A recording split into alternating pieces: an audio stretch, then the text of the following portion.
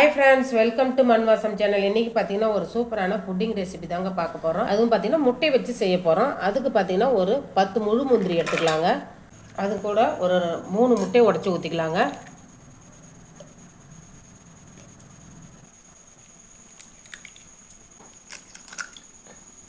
அது கூடவே பார்த்தீங்கன்னா நல்லா காய்ச்சி ஆற வச்ச பால் வந்து 1/2 லிட்டர் எடுத்துக்கலாங்க. நல்லா சுண்ட காய்ச்சணும். அது கூடவே இனிப்புக்கு தகுந்த மாதிரி ஒரு 50 கிராம் சர்க்கரை சேர்க்குறேங்க. அதுக்கு தகுந்த மாதிரி நீங்கள் சேர்த்துக்குங்க. ஒரு 2 ஏலக்காவை பொடி பண்ணி சேர்த்துக்கலாங்க. ஒரு பிஞ்சு அளவுக்கு உப்பு சேர்த்துக்கலாம். இப்போ இதை அரைச்சி எடுத்துன்னு வந்துடலாங்க. இப்போ அரைச்சி எடுத்துன்னு வந்தாச்சுங்க. அரைச்சதே இந்த மாதிரி ஒரு பாத்திரத்தில் மாற்றிக்கலாம்.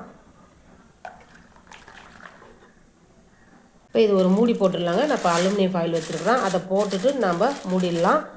சப்போஸ் உங்கள்கிட்ட இது இல்லைன்னா பிளேட் வச்சு கூட நீங்கள் மூடிக்கலாம். இப்போ இட்லி பாத்திரத்தில் தண்ணி சூடு பண்ணி வச்சுருக்குறோங்க.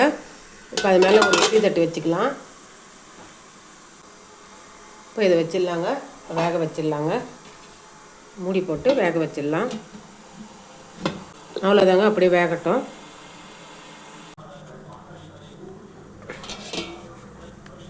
அவ்வளோதாங்க. இப்போ நம்ம வெந்துருதை பார்த்துடலாம்.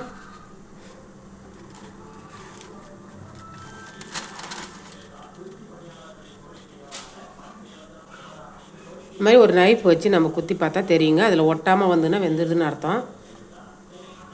இப்போ கேஸ் ஆஃப் பண்ணிடலாங்க. இப்போ இது நல்லா ஆறட்டும்.